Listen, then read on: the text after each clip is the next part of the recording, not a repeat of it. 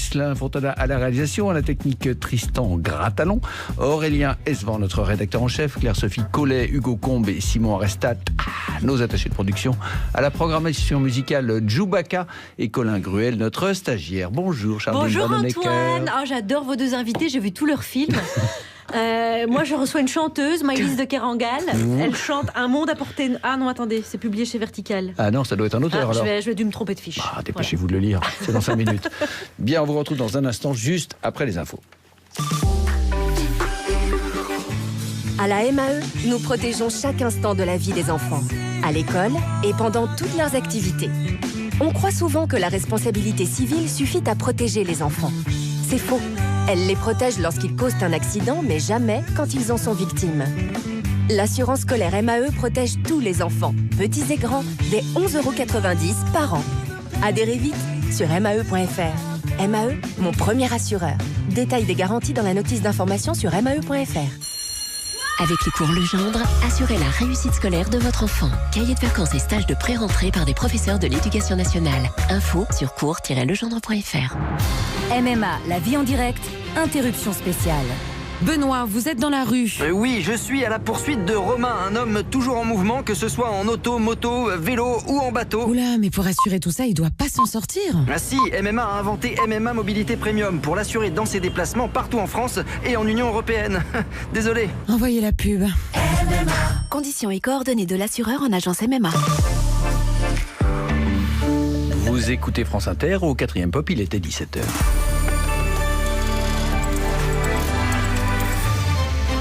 Les infos, Laetitia Gaillet.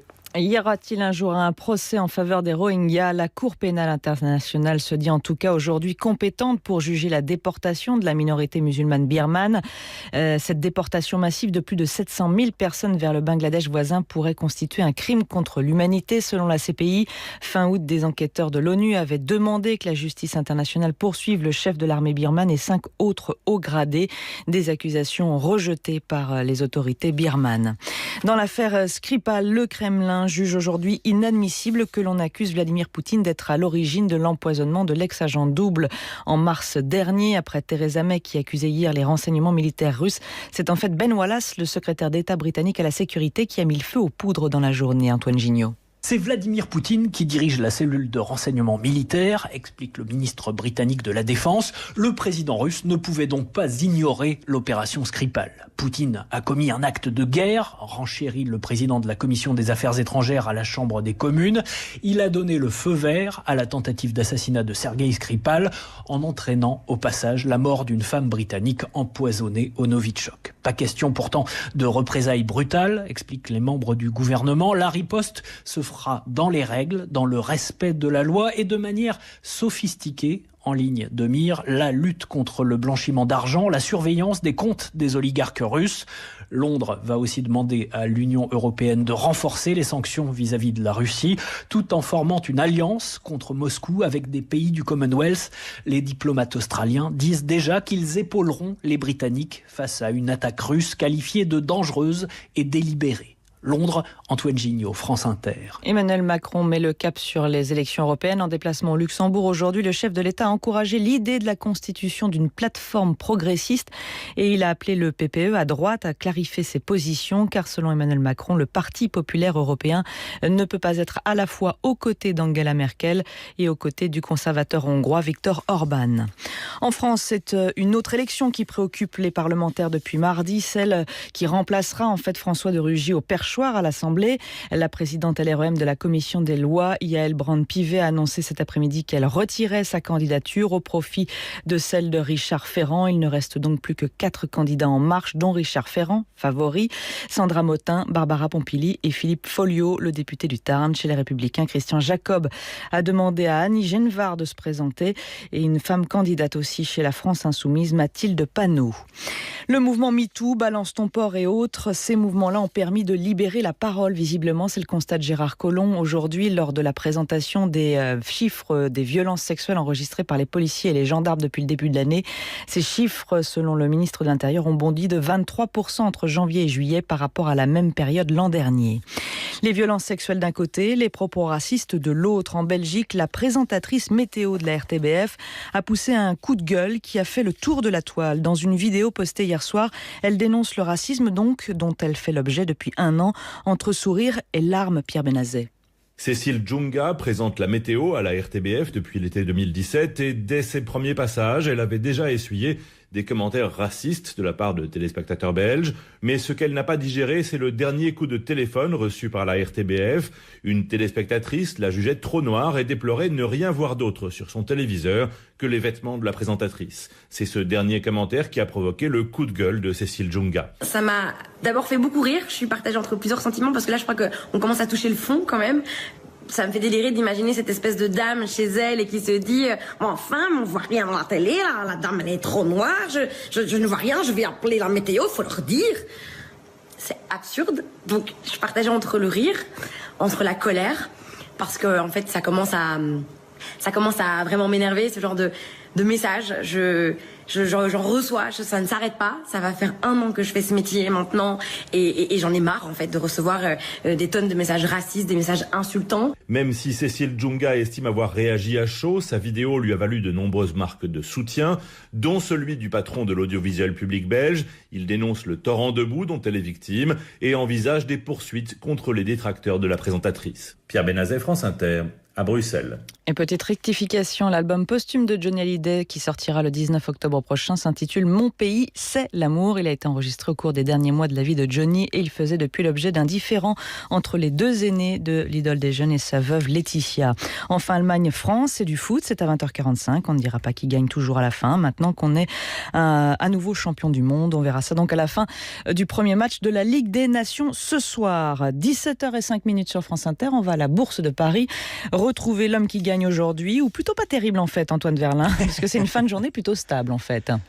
Oui, effectivement, Laetitia, le marché parisien est même plutôt hésitant maintenant. Après une chute de plus de 4% en une semaine, le CAC 40 en ce moment cède 0,12%. Il est à 5254 points. Suspendu à d'éventuelles annonces sur le commerce international, les investisseurs se contentent donc du minimum. Sur le front des valeurs, la séance est beaucoup plus animée. Safran, par exemple, bondit de 6,7%. Le groupe de haute technologie a créé la surprise avec ses résultats semestriels, mais aussi en relevant ses objectifs annuels. En revanche, toujours pas de rebond pour ST Microelectronics qui perd 2,15%. Et en dehors de l'indice, Bourbon dévisse d'une 12%. Beaucoup trop de rouge dans les comptes du spécialiste des services maritimes pour l'offshore pétrolier. L'euro se négocie à 1,1615 $. Quant au CAC 40, il le cède actuellement 0,13%. Il est à 5253 points. C'était Antoine Verlin, la Bourse pour France Inter. En ce moment sur franceinter.fr, Oli, une série de podcasts originaux pour vos enfants. Il était une fois... Des auteurs contemporains prêtent leur plume et leur voix à France Inter et vous racontent des histoires originales à écouter en famille le soir avant d'aller au lit. Bonjour, je suis Alain Mabankou. Delphine de Vigan. Je suis Yannick Enel. Geneviève Brisac. Guillaume Meurice. Et maintenant, une collection de podcasts originaux et inédits de France Inter à télécharger sur franceinter.fr. J'aime les histoires. Et sur l'application mobile France Inter. À la MAE, nous protégeons chaque instant de la vie des enfants, à l'école et pendant toutes leurs activités. On croit souvent que la responsabilité civile suffit à protéger les enfants. C'est faux. Elle les protège lorsqu'ils causent un accident, mais jamais quand ils en sont victimes. L'assurance scolaire MAE protège tous les enfants, petits et grands, dès 11,90 € par an. Adhérez vite sur mae.fr. MAE, mon premier assureur. Détail des garanties dans la notice d'information sur mae.fr. Ni monte en l'air, ni affamé de bière, quoique ça ne sait pas, ce sont les galéfiles par Jupiter. Là d'accord, là oui. D'accord. Là, vous justifiez votre salaire, Laetitia Gaillet. Énorme. Vous aurez un bon bulletin au 3e trimestre, c'est déjà une très bonne note. Merci, c'est gentil. Justement, nous recevons un écrivain. Vous êtes impatient de découvrir qui? Oui, écoutez.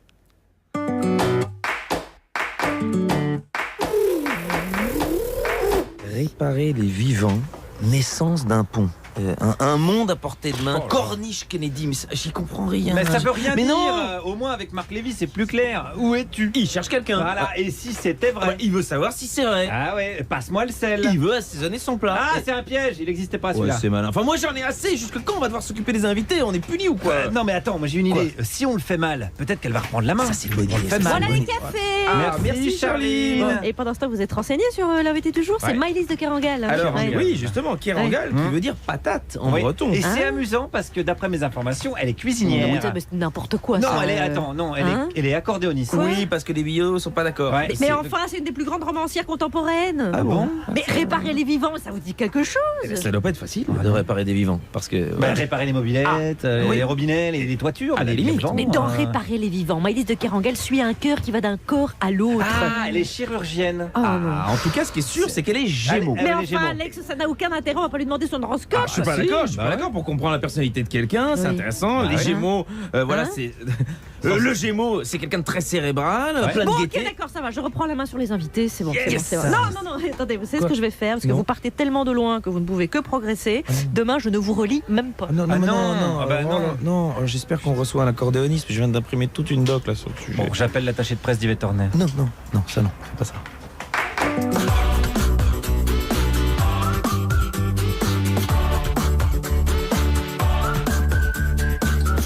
Bonjour la France Inter, vous écoutez la start-up de la radio publique et voici les 3 informations qui seront traitées par le truchement de l'humour subventionné. Ils sont encore 3000 sur le carreau de Parcoursup, une situation qui n'est pas plus enviable que celle des recalés par le numerus clausus en médecine. Alors le jeune est-il victime de déterminisme? Plus de 80% de réussite. Mais si je comprends bien, vous m'annoncez avec le sourire que nous avons vu plus de 20% de recalés. Un Français sur 5 admet fouiller dans le téléphone ou l'ordinateur de son conjoint. Ah, elle est belle la France! Et quand la jalousie pousse à la surenchère, des applications permettent de pister soi-même les appels et les SMS. Parce que je te dis que je te surveille pas! Mais alors t'es où là? Quitte à tout faire soi-même, suivons cette injonction. Fabrique ton jambon!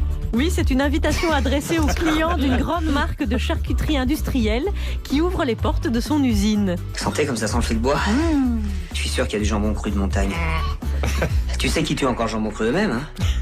Lui, l'actualité, il en fait de la chair à saucisse. Alex Vizorek. Me dites donc une petite transition non végane. Bonjour Charline Vanhoenacker. J'aime pas trop. Oui, j'ai bien compris.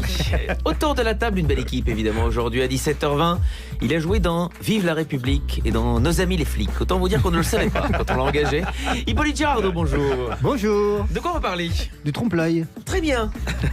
Dis donc, mais vous avez donné une vraie information aujourd'hui. Incroyable. Ouais, déstabilisé. Je reviens pas moi. Oui, à 17h30, celui qui lui aussi est comédien, il tient le rôle de l'abeille dans les sketchs de Charline Vanhoenacker, c'est Guillaume Meurice. C'est mon meilleur rôle, bonjour à tous. Moi je vais vous parler du procès Bouba Karis. Je suis allé devant le tribunal de Créteil, l'occasion de rencontrer les fans des rappeurs et discuter par exemple avec eux des chroniques de Clara Dupont-Moreau. Complètement pourrite. C'est de la merde. On partage à peu près la même analyse. Et enfin, vous l'avez légèrement défloré, à 17h40, celle dont le rôle permanent est celui d'Aliénor d'Aquitaine. Et depuis, je lui propose des week-ends en amoureux à Biscarrosse en Aquitaine, mais ça ne prend pas. Bonjour Clara Dupont-Moreau. Bonjour Alex. De quoi on va parler? De palettes, de pinceaux, de murs, du livre de notre invité. Mais qui est cette personne? Mais oui, qui est celle qui va présider cette séance de thérapie par la blague? Je vous laisse nous le dire, vous êtes Maëlys de Kerangal. Oh la classe. Gémeaux. Charline Vanhoenacker, Alex Vizorek. Par Jupiter. Maëlys de patate alors? Magnifique. Qu'est-ce que c'est cette Patate en histoire? C'est vraiment de Kerangal, ça veut dire patate? Ah non, j'ai cru. Le principe du sketch, c'était. Non, parce qu'elle joue les sketchs, mais elle ne les comprend pas. J'ai cru qu'il avait fait de vraies recherches. Bien sûr que non, sinon c'est pas rigolo. Mais ça, c'était bien sûr. En revanche, l'accordéon, c'est vrai. Tout à fait. Voilà. Bien sûr. Maëlys de Kerangal, vous venez nous parler de votre dernier roman qui s'appelle Un monde à portée de main, paru aux éditions Verticales, comme vos précédents romans.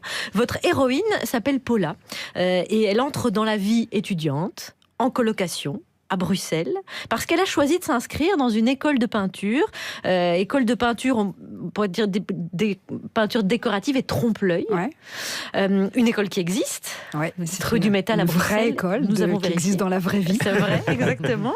Alors on suit l'apprentissage de Paula, on suit son apprentissage de la peinture, son apprentissage de la vie avec ses colocataires. Paula, avec la peinture, elle se jette à corps perdu dedans, elle la vit passionnément. Est-ce que c'est vous dans l'écriture? Un peu. Oui. Oui, elle dit quelque chose de moi, elle me ressemble. En tout cas, moi, j'ai essayé de construire un personnage qui puisse dire aussi un peu qui je suis. C'est-à-dire que quand elle peint la nuit jusqu'à presque épuisement et qu'elle met ses vêtements en boule et qu'elle tombe sur son lit. Alors là, il y a quand même le mythe de l'écrivain complètement dans cette espèce de transe excessive, etc. C'est pas trop ça, mais en revanche, il y a une grande mobilisation. Il y a quand même il y a un désir très fort. C'est très intense l'écriture et c'est aussi assez physique. Enfin, c'est vrai que ça peut être assez fatigant. Et Paula, dans le livre, elle vit une expérience aussi qui n'est pas que visuelle, cérébrale. Elle travaille debout toute la journée dans les vapeurs de térébenthine, le bras levé. Voilà, il y a aussi elle apprend tout ça. Oui, il y a le corps et la matière, il y a l'aspect peinture et l'aspect apprentissage de la vie. Sur l'aspect apprentissage de la vie, elle choisit cette école de trompe-l'œil où on reproduit on reproduit l'image du réel de la les matières du monde, c'est-à-dire les marbres, les bois, les écailles de tortue. Elle choisit de faire son diplôme autour de cette matière-là. Comme les lunettes d'Audrey Pulvar. Les écailles de tortue. Oui. Il y avait pas une petite histoire d'ailleurs avec ces lunettes. Royal. Le toit du Palais Royal de Bruxelles. Je crois qu'il y a des écailles de tortue, mais des vraies pour le coup. Alors, comme les lunettes de Audrey Pulvar. Ça, par contre, sur les lunettes, j'ai pas d'infos. C'était vrai. À vérifier. En tout cas, c'est une matière qu'on ne peut plus commercer, qui est absolument c'est interdit de trafiquer de l'écaille de tortue, comme les défenses, etc. Et donc, ça devient très rare de savoir en reproduire. Donc, c'est une compétence qui a son prix pour quelqu'un qui se destine à travailler sur des chantiers et à reproduire les matières du monde. Oui, exactement.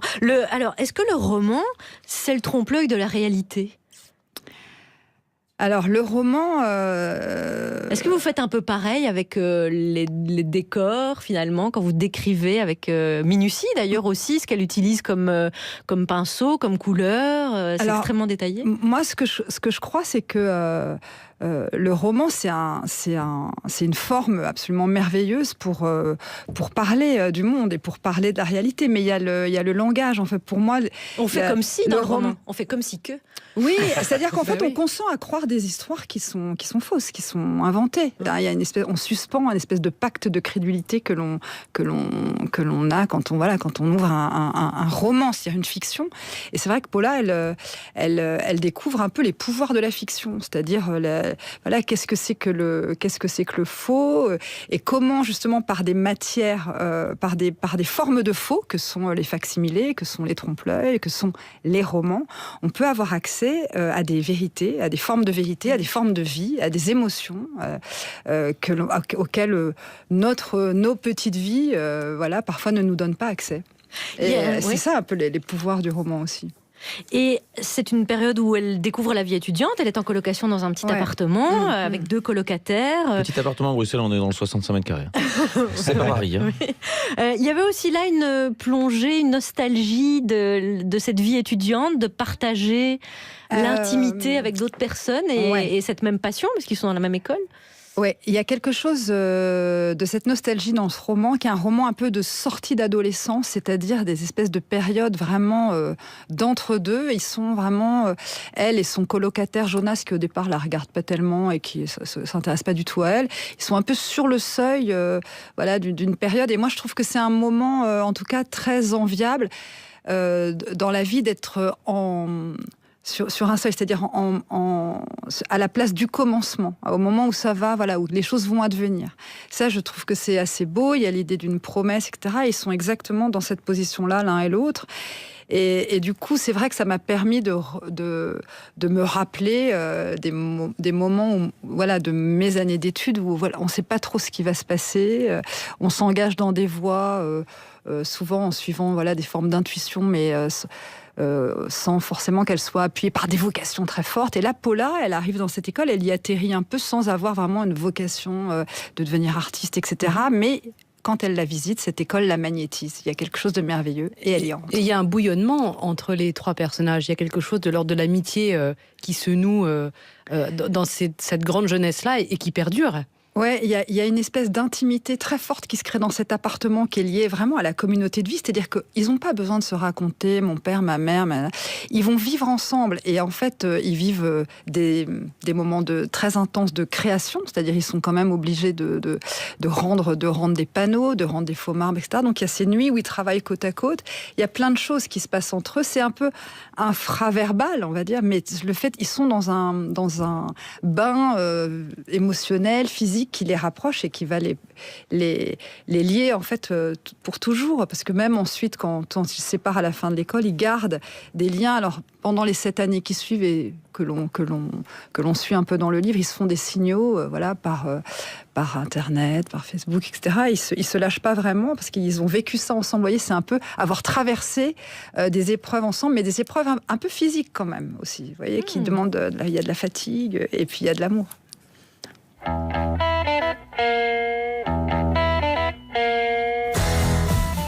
Ça s'appelle Un monde à portée de main, paru aux éditions Verticales, le roman de Maëlys de Kerangal qui est en notre compagnie. Clara Dupont-Moreau va y revenir tout à l'heure. Il y a Hippolyte Girardot, et Guillaume et Alex, bien sûr. Vous êtes sur France Inter par Jupiter. Quand j'étais petit, j'étais un Jedi, tellement nerveux que lorsqu'il pleuvait, souvent je m'électrocutais.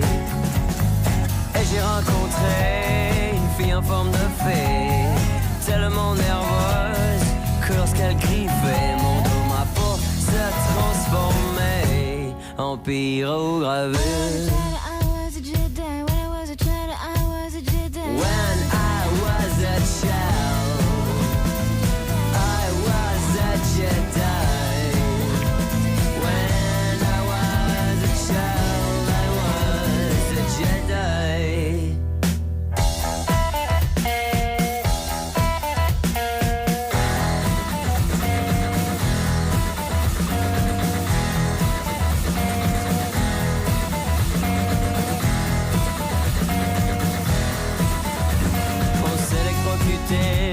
Souvent, lorsqu'on s'embrassait un peu trop longtemps et encore aujourd'hui et maintenant.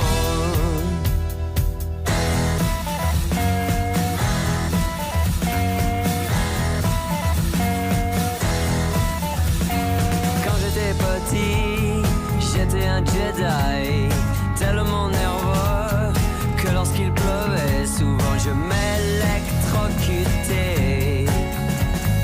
Et j'ai rencontré une fille en forme de fée, tellement nerveuse que lorsqu'elle griffait mon dos, ma peau se transformait en pyrogravure. When I was a child, I was a Jedi.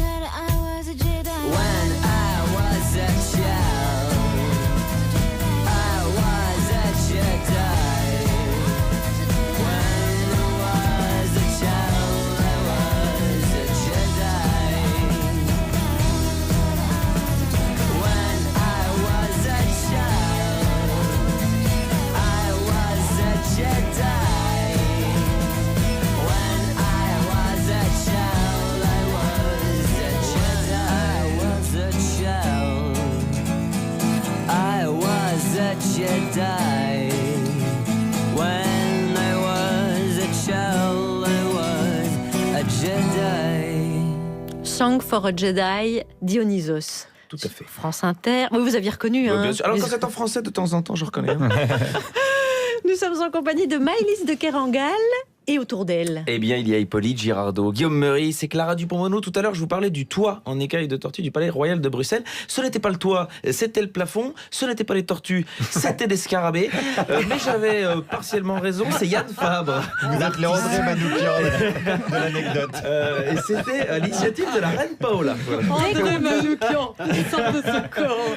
Dès qu'on dit une connerie, Twitter, hashtag par Jupiter, n'hésitez pas à nous... Sentez que j'étais pas sûr de mon coup. Voilà. C'est comme les patates et Maëlys de Kerangal. Ça, j'aime bien les patates en breton. Les actualités radiophoniques. J'espère que ça fait des fusibles parce que vous avez envie de voir du sang et des larmes dans le journal de presque 10 ans. Vous aussi, vous avez vu la foudre? Et on commence, il y a beaucoup de moqueries, j'ai l'impression, par rapport à mon anecdote autour de la table. Et on commence par les titres. Invité de la matinale de BFM, Gérard Collomb a déclaré au sujet de Benalla « J'ai toujours pensé que c'était un policier ». Ben oui, mais on peut se tromper. Hein. Nous, on a bien pensé à un moment que Gérard Collomb était de gauche. Le trompe-l'œil. Le trompe-l'œil de Gérard Collomb. Le procès de Booba et Caris s'est ouvert aujourd'hui à Créteil pour leur bagarre à Orly. Oui, bah c'est bien de s'occuper d'une bagarre et de 3 bouteilles de parfum cassé. Sinon, Cahuzac, quand est-ce qu'il va en prison, Cahuzac?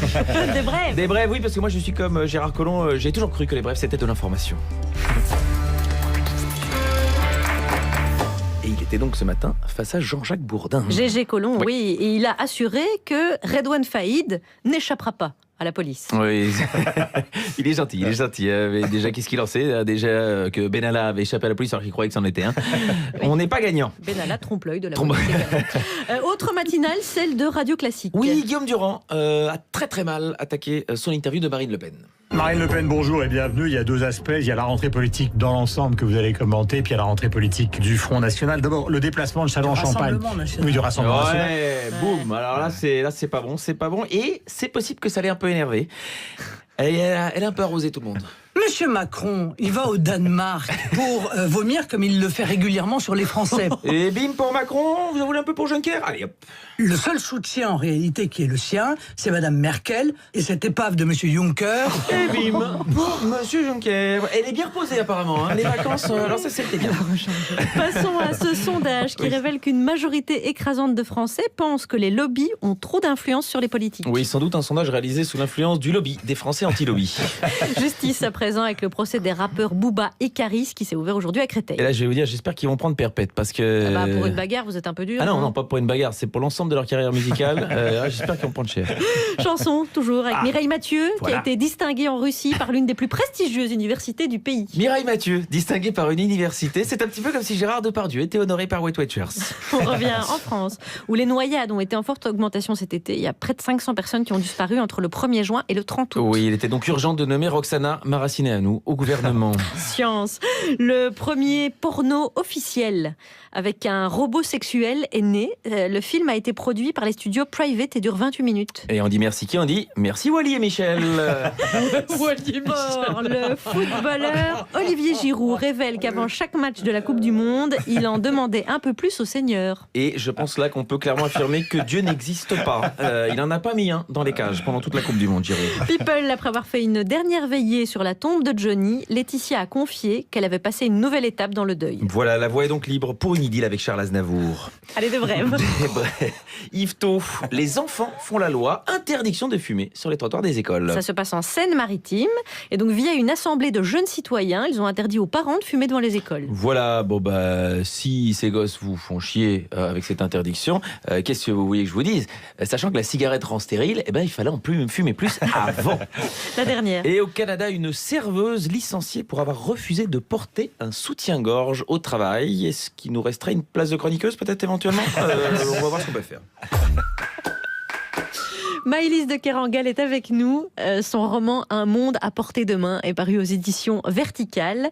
Et voici un sujet qui va nous emmener d'ailleurs vers ce roman. Aujourd'hui, pour orienter son avenir, le jeune s'en remet au logiciel de Parcoursup. 3000 bacheliers sont toujours sans nouvelles aujourd'hui. Et pour la médecine, ils s'en remettent au numerus clausus, que le gouvernement envisage toutefois de réformer. Alors le jeune est-il victime de déterminisme ?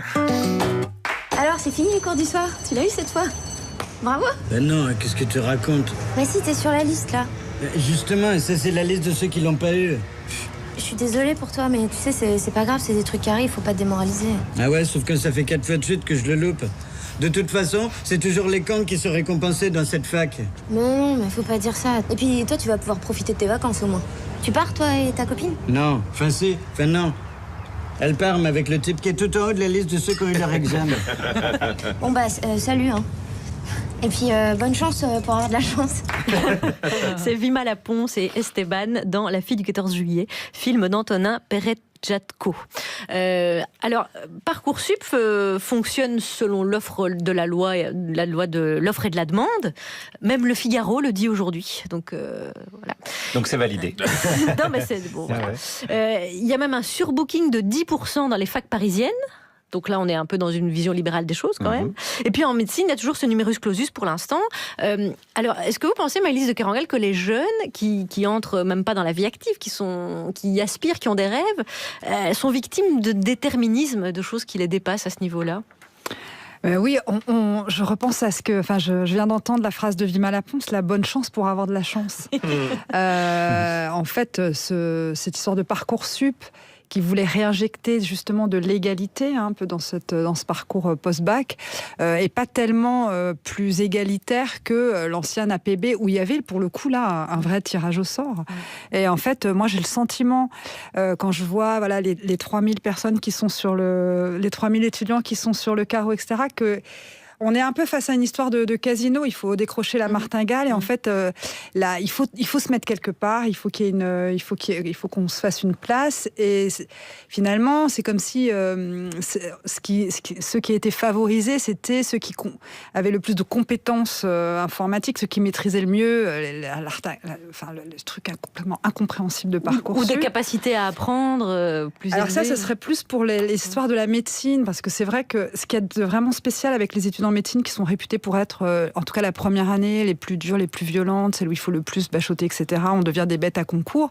C'est que précisément, on a l'impression que les études de médecine, vraiment, elles commencent en deuxième année. La première année, c'est qu'une année pour sélectionner et en fait dégraisser un peu toute cette foule d'étudiants. Donc ça, il n'y a pas du tout de parcours d'acquisition des compétences. La première année de médecine, c'est de la casse en fait. Et du coup... C'est de la casse qui est comme...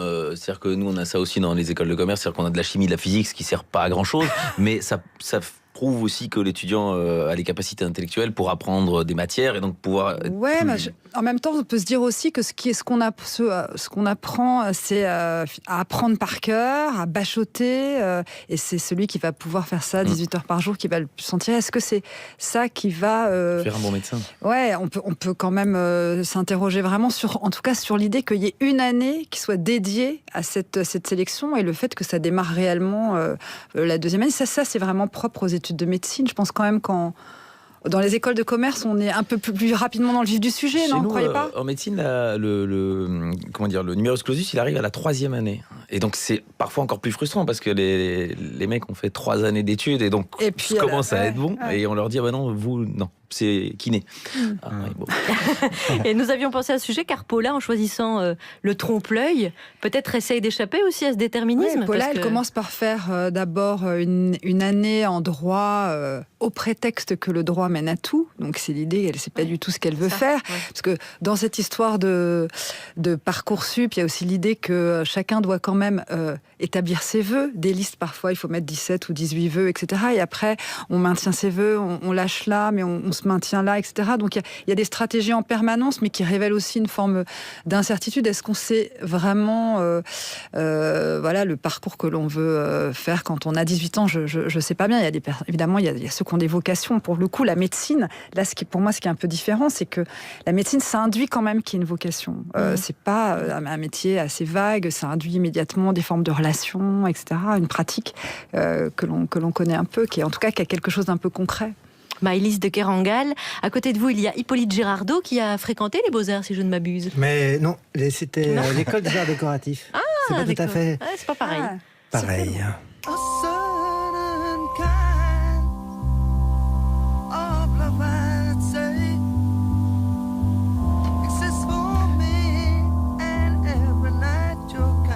Dans mes jeunes années, justement, quand j'écoutais les premiers albums de Soft Machine, où la voix de Robert Wyatt, que vous entendez, était déjà une sorte de trompe-l'œil de la virilité, j'avais fait l'objet d'échanges estudiantins entre l'école des arts décoratifs, où j'étais étudiant moi-même, et l'école Van der Keulen, où votre héroïne, Paula Karst, apprend l'art complexe du fac-similé, notamment des marbres et des bois.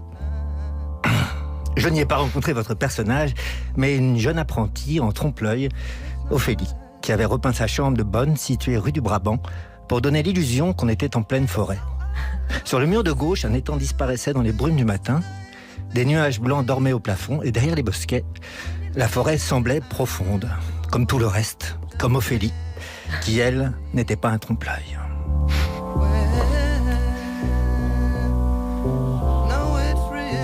No, it's real. Voilà, bon, comme on dit dans les interviews, les prénoms ont été changés. Bon, l'art du trompe-l'œil est une des plus anciennes ambitions artistiques de l'humanité, et il y a dans la réussite de l'illusion une sorte de victoire sur les réalités. Les grands maîtres italiens peignaient des faux balcons dans les églises, garnissaient de statues en 2 dimensions les hautes colonnes de ces mêmes églises. Michel-Ange a même représenté le paradis sur le plafond de la chapelle Sixtine. Et il peignait là, des mois durant, à 15 mètres de hauteur, couché sur un échafaudage pour illustrer le plus grand fantasme de la conscience humaine, car la religion, c'est comme le trompe-l'œil, il suffit d'y croire. Dans nos temps troublés, où le réel semble grignoté par le virtuel, où les mondes imaginaires numériques dopés par l'adrénaline du jeu et de la compétition nous procurent des émotions pourtant très réelles et puissantes, l'art de tromper son monde est devenu bien plus sophistiqué qu'à l'époque de la visite de Catherine II en Crimée. Je rappelle que son ministre de l'Intérieur, son Gérard Collomb, qui s'appelait à l'époque Potemkin, avait demandé à des décorateurs de théâtre de peindre de grandes et belles façades pour recouvrir les taudis le long du parcours de l'impératrice. Et oui, s'illusionner nous permet, c'est vrai, d'échapper au réel, toujours trop dur, trop complexe, trop violent, bref, trop réel. Et j'en sais quelque chose en étant comédien, puisque j'ai passé l'été à faire croire que j'étais Léon Blum. mais, se leurrer avec ses propres fantasmes peut être un terrible piège. Les 2 rappeurs en procès aujourd'hui avaient probablement l'illusion de tourner un clip de bagarre de rue dans une parfumerie d'aéroport. Le cher Benalla se croyait vraiment un serviteur de la nation quand il tabassait place de la Contrescarpe. Et j'ai même entendu dernièrement une personne dire qu'elle voudrait être une femme noire pour ne pas se faire emmerder. Eh bien, c'est une illusion de plus. Alors, une présentatrice de la météo sur la RTBF, Cécile Djunga, a posté hier sur son compte Facebook une déclaration plutôt bouleversante. Elle disait que hier, au boulot, donc à la météo, il y a une dame qui a appelé pour dire que j'étais trop noire et qu'elle ne voyait rien dans l'écran, qu'on ne voyait que mes vêtements et que je ne passais pas bien à la télé et qu'il fallait me le dire. Et ensuite, elle le faisait en imitant l'accent belge, c'était très drôle et ça l'est devenu beaucoup moins quand elle nous a appris que cela faisait presque 1 an qu'elle recevait ce genre de messages racistes, qu'elle subissait ce harcèlement et qu'elle n'en pouvait plus. Recevoir des sales négresses dans ton pays, en fait, c'est pas drôle, quoi. Eh non, ça n'est pas drôle, Cécile, c'est vrai. Et autant pour l'illusion de cet homme blanc d'imaginer qu'être une femme noire le protégerait d'être emmerdé. Hippolyte Girardot, merci pour cette très belle chronique. Sur Twitter, une certaine Ophélie dit enfin, Hippolyte, je vous ai retrouvé. On vous laissera les coordonnées. Je le confirme. Merci Mais Hippolyte. la petite chambre de bonne, c'est vrai. C'est vrai. Avec la forêt. Ça se sentait dans votre voix, Hippolyte. Ouais, c'est vrai. Je suis trop émotif, moi. C'est pas un job pour moi. C'est sensible. C'était la semaine dernière, c'est normal. Shannon Shaw, Broke My Own. Vous êtes sur France Inter avec Maëlys de Kerangal. So just leave me behind and go and get on. My worst enemy is my own flesh and bone. Don't worry about this heart of mine. It's been busted for a long, long time. You'll only find static on the line. So hang up the telephone. 'Cause I already broke my own. Well, I can see you trying to go and get on. I made some tough decisions, turn myself to stone.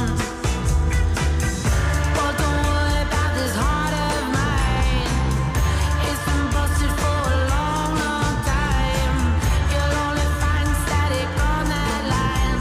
So hang up the telephone. 'Cause I already broke my own. Broke my own. Broke my home. Stay alone, yeah. Broke my own. My worst enemy is my own flesh and bone. I know that I've crushed you, so go and get on. And I have crushed myself too. I hope it wasn't wrong. Don't worry about this heart of mine. It's been busted for a long, long time. You'll only find static on that line.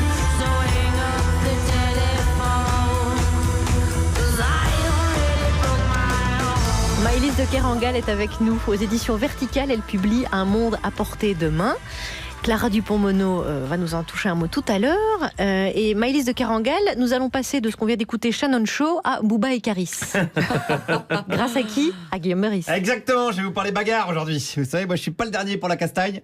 J'ai un master 2 en violence à l'université Joey Star de Saint-Denis. Je suis un fou de baston. C'est comme ça, qu'est-ce qu'il y a? Tu me crois pas, Dupont-Mono? Tu veux te battre? Viens, on sort, viens, on se tabasse, viens. Excusez-moi, pardon, je suis un petit peu chaud parce que je suis... Allez, ouais, ça m'a ému tout ça. J'étais au tribunal en fait avec Booba et Caris pour l'ouverture du procès. Voilà, Booba et Caris qui, je vous le rappelle, donc ont confondu le shopping avec du free fight. Alors, moi je veux pas prendre position pour l'un ou pour l'autre, essentiellement pour des questions de lâcheté en fait.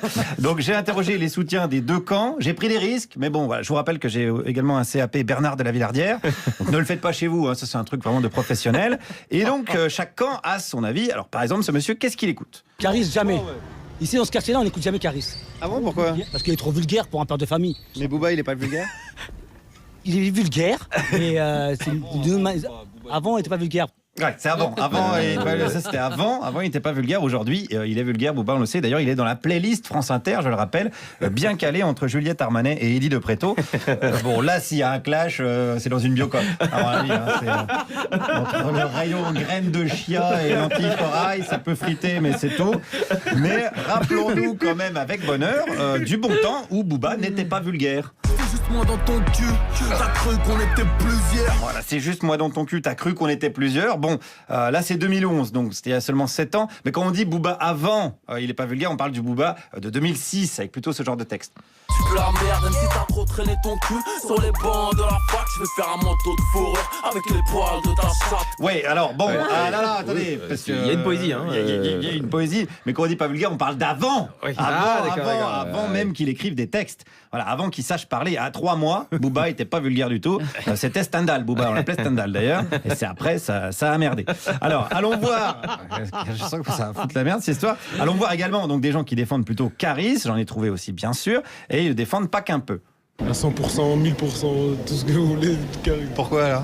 Parce que Booba, c'est le genre de personne qui cherche à provoquer les gens pour faire son buzz ou son argent. Et Caris, je le vois pas du tout comme ça. C'est quoi votre punchline préférée de Caris? C'est si je te fends le crâne en deux, quel œil va se fermer le premier? Ouais, donc on n'est pas sur un gars qui cherche à provoquer les gens. C'est un gars qui est plutôt dans une démarche scientifique, je dirais, puisque quelque part c'est de l'anatomie. Donc moi je dis chapeau professeur Caris. Alors qu'on est dans l'apaisement, on peut aller plus loin dans l'apaisement. Je vais être honnête avec vous, je déteste les deux, donc comme ça au moins. Oui, carrément, ouais. Ouais, voilà. Donc moi. Vous êtes venu les voir quand même. Voilà, je suis venu voir justement comment. Le procès allait se dérouler pour éventuellement une sanction. Je trouve que ça serait mérité vis-à-vis des gens et des enfants qui étaient autour. C'est quand même plus ou moins dangereux. Donc, Vous êtes venu les voir galérer. Voilà, on espère qu'ils vont bien en chier tous les deux, comme ça il n'y a pas de jaloux, on est vraiment dans l'apaisement, ça je respecte, démarche responsable. D'ailleurs, ce monsieur, c'est qui son rappeur préféré? Moi je suis Rof, ici on est à Créteil, donc moi c'est 94. Puis il a beaucoup de valeurs, et même si voilà, il a fait des erreurs aussi, mais voilà, je leur souhaite pas. Rof, il est un peu baston aussi, non? Ouais, bagarre aussi, mais bon, j'ai le petit problème dans la boutique, avec quelqu'un qui est blessé, qui a été dans le coma. Ouais, il a juste envoyé un mec dans le coma, mais vous allez quand même pas faire vos mijaurées. On va pas commencer à gueuler dès qu'on tabasse un mec à 15, c'est des bonhommes, c'est comme ça. Enfin, d'ailleurs, je dis des bonhommes. Il y avait des jeunes filles aussi ce matin. Pourquoi? C'est parce qu'on les connaît un peu, on écoute un peu leur musique, c'est pour ça. Et vous avez pas cours d'ailleurs? Si. Vous ratez cours de quoi? On avait cours de quoi? Soins palliatifs? Ouais. Cours de soins palliatifs, d'accord. Elle rote leur cours de soins palliatifs pour aller voir le procès. Donc sachez-le, si vous manquez de morphine dans 20 ans, demandez la playlist de France Inter. Voilà, ça fait le même effet. Clausus, à mon avis, on peut l'avoir. On peut en parler. D'ailleurs, puisqu'on parle de fin de vie, il y avait aussi devant le tribunal d'autres filles, disons d'un âge plus avancé, disons le fan club d'Alex Vizorek, pour résumer, qui ont connu, des clashs entre Daniel Guichard et Georges Moustaki, avec la violence qu'on connaît, des pulls jacquard troués, des pantalons en velours côtelé déchirés. Alors, elle supporte plutôt Booba ou Caris? Aucun. Je ne les connais même pas, je ne sais même pas ce qu'il c'est. C'est les chanteurs, comme on dit. Oui, qui aussi sont battus dans le hall de... Ouais, ça vous a choqué ou pas? Qu'est-ce qui pourrait nous choquer, cher monsieur, maintenant? Voilà, quand des clashs de rappeurs ne choquent même plus le 3e âge, je pense que ta carrière de rebelle est un petit peu niquée. Moi, je vous laisse, je vais organiser un combat de boue entre Dominique Seux et Marie-Pierre Planchon pour booster les audiences du 7-9 au KLM, mes gueules. Merci Guillaume Meurice, avec aujourd'hui aujourd'hui, Élise Christophe à la technique et toujours bien sûr Anne-Sophie Ladonne à la réalisation. C'est Maëlys de Kerangal qui est notre invitée et on va aborder ce deuxième parler jambon, sujet. Hein, donc oui, sujet 3 sur le jambon. Un petit peu pour ça. Fabriquer soi-même son jambon. Mais avant ça, un Français sur 5 avoue avoir déjà fouillé dans le téléphone ou l'ordinateur de son conjoint. Ça peut être le début d'une spirale infernale de la jalousie et de la paranoïa qui a déjà poussé certains à planquer un GPS sous la voiture de sa femme ou suivre ses déplacements par drone. Alors revenons aux motivations premières de cette démarche. Mais tu sais pas toi, ça fait 2 mois que je sens son odeur, qu'elle laisse des messages tous les quarts d'heure. J'ai infiltré son répondeur, mon mec se tape une autre femme, ouais. Tu sais quoi d'elle? T'en as la preuve formelle. Elle s'appelle Andy, fille de la nuit, elle a un mec qui vit sur Saint-Denis. J'ai pas fini, je les ai vus ensemble mardi. Et je suis sûre que là tout de suite il est avec et j'ai même l'adresse de l'hôtel. Les confessions nocturnes su pu être un titre de Chopin, mais c'est Diams et Vita. C'est un article paru dans Society, un article intitulé « L'espionne qui m'aimait » et qui explique que la jalousie a désormais des outils performants à sa disposition. Maëlys de Kerangal, vous qui êtes romancière, est-ce que vous pensez que ça peut enclencher une spirale jusqu'à planquer des micros sous des tables et que ça peut être le début, comme une drogue, d'une spirale infernale et d'aller très très loin? Est-ce que c'est un sujet qui vous inspire un peu? Oui, enfin moi je trouve qu'il y a aussi dans cette histoire-là la disparition des petits métiers, parce que où passe le détective privé? Vous voyez, aujourd'hui, il est hacker. Et c'est un personnage de roman noir qui disparaît vraiment. Mais on le devient tous. Finalement. Si on le décide. Si on le décide, bien sûr. Avec là, en planquant des machines, etc., en plaçant des GPS en s'infiltrant dans les téléphones, etc., finalement, on se passe d'une figure romanesque, très belle, et qui a été une grande figure du roman. Mais sinon, évidemment que la jalousie, c'est un démon. Est-ce que vous l'avez déjà fait? Fouiller dans le répertoire ou le Vous téléphone. êtes chez Mireille Dumas. Fouiller, non. Ou est-ce que vous vous en protégez? Vous dites, ouh là là, je suis dans un endroit où je voudrais pas que les gens saisissent mon téléphone. Est-ce que vous cherchez une victime de première main? Vous voulez un témoignage, quelque chose? Si vous avez un témoignage, oui. Alex, de l'autre côté du téléphone. J'étais dans la douche parce qu'il faut être propre et il s'était pas verrouillé tout de suite. Et on est dans une merde noire après. C'est quelque chose que vous ne conseillez pas. Alors je déconseille totalement, bien entendu. Téléphonez sous la douche. Oui, prenez-le Lavez-vous avec l'iPhone. On en acheter un nouveau tous les matins. Mais justement, le fait que chacun puisse déclencher un élément modificateur dans la vie, parce que si on va voir dans le téléphone ou dans l'ordinateur, on va forcément trouver des choses chez chacun. Est-ce que pour un romancier, tout de suite, c'est une forme d'inspiration, parce que ça peut basculer tout de suite on bascule plus rapidement dans le drame, non? Mais alors, pour moi, en tout cas, je préfère qu'il y ait des plages de silence, obscur, de mystère. Enfin, j'ai pas envie de tout savoir et j'ai pas non plus envie qu'on sache tout de moi. Non, mais c'est vrai. Non, c'est vrai. Pour le coup, je trouve que le secret, c'est assez beau. Cela dit, vous êtes comme les 4 Français sur 5 qui n'ont jamais fouillé dans le téléphone de l'ordinateur. Il y a un film italien qui raconte ça très bien. Des amis se réunissent à dîner et une des personnes dit, on va faire un jeu, tiens, on va tous poser notre téléphone là, ouvert, sans verrouillage, ensemble, et on va continuer à dîner, puis on va voir qui va recevoir le premier message. Et bien sûr, ça se passe très mal. Et c'est assez drôle parce que c'est italien, ils ont fait un remake en français, je ne sais pas quand ça sort. Ça sort bientôt, ça s'appelle Le Jeu. Le Jeu, avec, avec Stéphane de Groot. D'accord. Voilà. C'est là-dessus, quoi, effectivement. C'est un nouvel élément. Le film italien est génial. Un nouvel élément de société et d'accélérateur dramatique. Je peux clore par une citation que je trouve très belle. Quand on regarde par la serrure, de temps en temps, on prend la clé dans l'œil. Oh, c'est joli. C'est magnifique. Merci. Ça sent le vécu. Voilà. Bon duo entre Maëlys de Kerangal et Alex Vizorek pour les réponses à ce sujet. Vous pouvez retrouver donc sur le jambon, j'aurais rien à dire. Mais avant le jambon, il y a Clara Dupont-Moreau, si je puis dire. Meilleur lancement. Alors la transition de l'année. Avant le jambon, il y a Dupont-Moreau.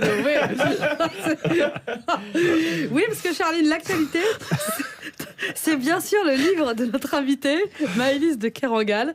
Donc, Un monde à portée de main. Alors, Maëlys, vous aviez fait naissance d'un pont, ensuite réparé les vivants. Voici un livre sur la peinture. Donc, si on résume, un peu taquin, mais il y a l'ingénierie, la transplantation, la peinture. En fait, vous êtes à vous seul un conservatoire des arts et métiers de la littérature française, puisque vous abordez tous les domaines. Cela dit, non, ce que je viens d'avancer n'est pas tout à fait exact, parce qu'un monde à portée de main, je trouve que ça n'est pas un livre sur la peinture, mais c'est un livre sur les peintres. Ouais. Vous plongez et vous disséquez le cœur, la mémoire, les buts de Paula, donc votre personnage principal, qui sait comme personne faire donc apparaître des marbres, des boiseries ou des feuillages sur un mur tout nu.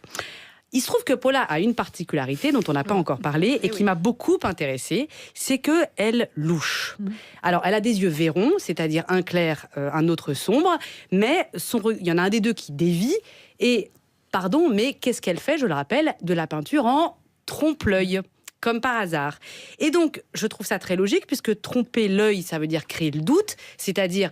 Mais elle me regarde ou pas? Parce que c'est ça qu'on se demande devant quelqu'un qui a un œil qui va sur la droite ou la gauche.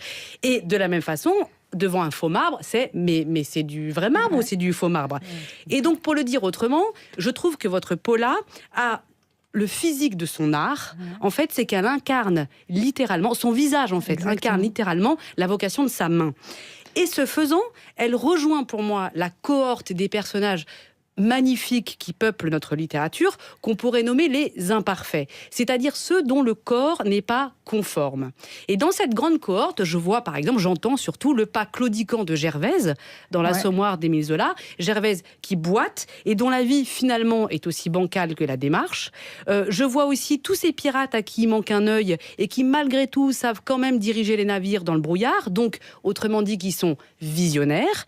On peut même ajouter, tenez, visionnaire Jean-Marie Le Pen avec son œil de verre. Non mais je plaisante, c'était une blague de Charline. Je vous avais dit qu'il fallait pas la faire ce matin et je l'ai faite. Mais nous sommes facétieux dans cette émission et parfois nous tapons à côté quand on écoute La Bosse et c'est ainsi fait. Alors, il se trouve que ce savoir est un peu magique. Vous auriez pu rire, c'était ma blague. Oui, c'était tout pourri. Alors, le savoir qu'a Paula, parce que comme elle en a un, cette faculté de faire apparaître du faux vrai avec du rien. Ce savoir un peu magique, il se trouve que son entourage, et même le lecteur, on ne le comprend pas tout de suite. Pour preuve, quand elle est petite, Paula, son strabisme, elle ne le vit pas très bien.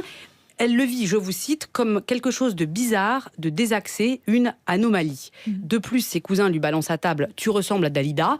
Donc évidemment, ça n'arrange rien. On lui met des compresses, on lui met des caches, elle suit des cours de rééducation, elle en a ras-le-bol, jusqu'au jour où sa mère, devant le médecin, enlève tout le pansement et dit, je cite, « Ça suffit comme ça, on va le laisser un peu tranquille cet œil, il fera l'affaire ». Et voilà donc Paula qui accepte son regard indocile, dévié de l'axe de la norme, jusqu'à en faire un métier, puisque fabriquer l'illusion, l'illusion, c'est rien d'autre finalement qu'un décalage par rapport au prévisible et à l'attendu. Forcément, il y a un prix à payer pour cette illusion-là. C'est-à-dire que Paula fait partie de ces travailleurs nomades que vous décrivez très bien. Ils sont ultra débrouillards, ils parlent mal de nombreuses langues et couramment aucune, écrivez-vous. Ils sautent dans des avions, ils trouvent un logement, ils s'adaptent le temps d'un chantier, ils repartent avec une crainte vissée dans le cœur, c'est qu'on les oublie. C'est qu'on ne pense pas à eux pour la réfection de telle villa ou pour la construction de tel décor dans un cinéma, pour le tournage d'un film. Résultat, je cite, Paula n'est pas en mesure de réaliser que la précarité est devenue la condition de son existence et l'instabilité son mode de vie. Elle ignore à quel point elle est devenue vulnérable et méconnaît sa solitude. Voilà. Et ça, alors Maëlys de Kerangal, bien joué, ça parle à mort à la conscience gauchisante de Guillaume Meurice, qui est là, le seul porte-parole des précaires aux poches pleines quand même. Mais Guillaume Meurice, je parie sur votre intelligence. C'est toute l'histoire de la gauche. Elle a raison, mais sur le fond. Mais je parie quand même sur votre intelligence. J'aime les jeux de hasard. Et voilà pourquoi je vous redonne les références. Le monde à portée de main de Maëlys de Kerangal est paru chez Vertical. Merci beaucoup, Clara Dupont-Mono. Maëlys de Kerangal, le strabisme et le trompe-l'œil. Il y avait donc une volonté ou... Exactement. Ouais. Je dois dire que je suis assez impressionnée par ce que je viens d'entendre, parce que je trouve que c'est vrai que cette histoire que l'héroïne incarne physiquement finalement son métier, enfin en tout cas qu'elle possède les yeux ad hoc pour créer l'illusion, c'était aussi comme ça que j'avais construit ce personnage. Nous allons enfin passer à ce sujet sur le jambon sans transition. Venez fabriquer votre jambon. Oui, car on vit dans un monde où une marque de charcuterie industrielle invite ses clients à venir fabriquer son jambon au nitrite. Alors, on ne va pas se défiler devant ce sujet, bien sûr, on va l'affronter. S'il existe une école du trompe-l'œil, il doit exister une école de la charcuterie. Voilà, c'est tout. Maintenant, est-ce que quelqu'un peut m'expliquer comment on fait pour préparer le boudin? Oui, non, personne. Neuf, qu'est-ce que je viens de dire? Vous avez demandé comment on fait du boudin. Et alors? Alors on prend un cochon et puis on l'égorge, écrit comme un goret, après le sang il se vide dans une bassine, on fait cuire, ça fait du boudin. Et vous savez comment je le sais? Parce que je suis un cochon. C'est un extrait de Nuf Nuf à l'école de charcuterie, car nous avons des références. Mais si, c'est les avez-vous déjà vu? Il faut absolument regarder ça. C'est un dessin animé, c'est génial. Ouais. Produit Alors, par Alain Chabat. Admettons que l'épilogue de l'histoire, c'est Michel qui se retrouve de son propre chef affublé d'une charlotte et d'une blouse blanche dans l'usine Herta en train de fabriquer son jambon comme la marque l'y incite. Est-ce que l'écrivain peut éventuellement imaginer et nous expliquer comment on a fait pour en arriver là?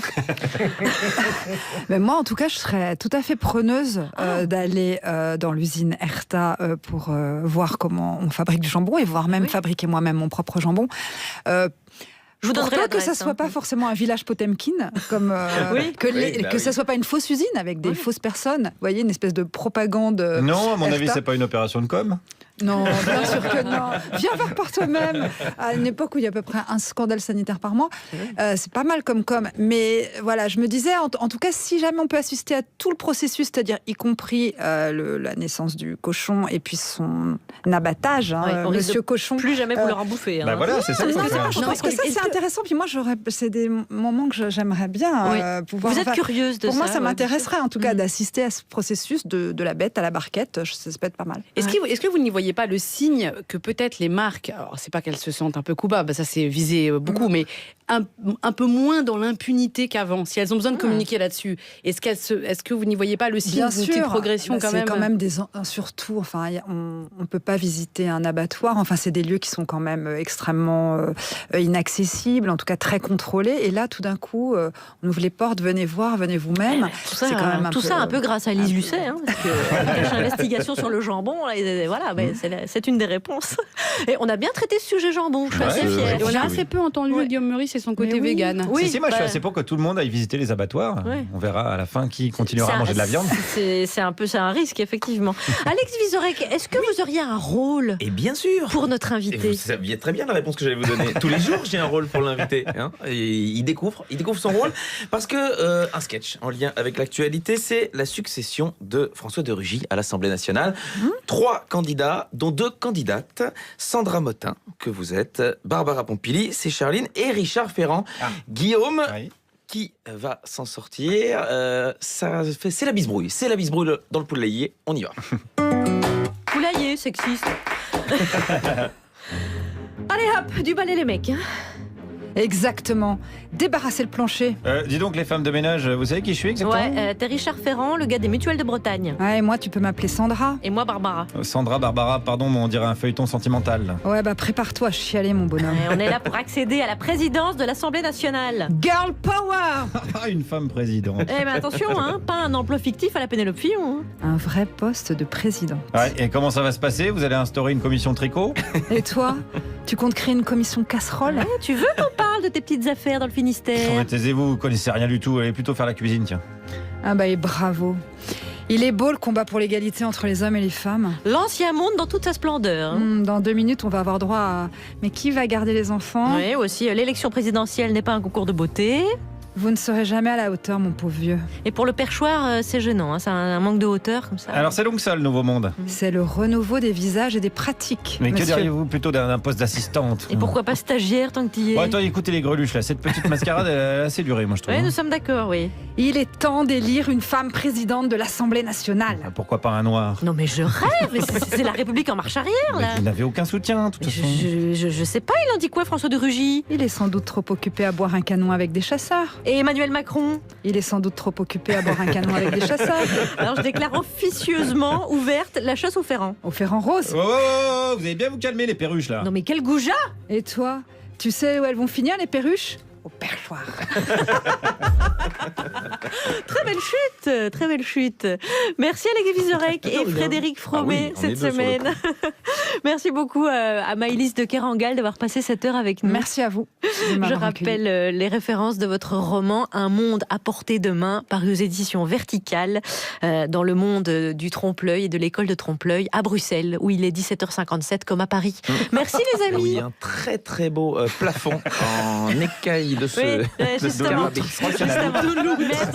Merci Hippolyte, merci Clara Dupont-Mono, merci Alex et Guillaume. Demain nous serons avec le chanteur Camini. Et donc dédions le mot de la fin à la précision.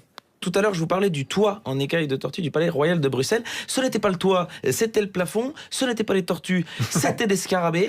Mais j'avais partiellement raison. On en parle. Il y a des sujets auxquels on n'aime pas penser, mais qu'il est important d'aborder. Le cambriolage de sa maison, par exemple. Surtout quand on pense avoir fait le nécessaire. On en parle aujourd'hui avec le Crédit Agricole. Écoutons d'abord le témoignage de Guillaume. On voulait partir tranquille en vacances, alors j'avais acheté une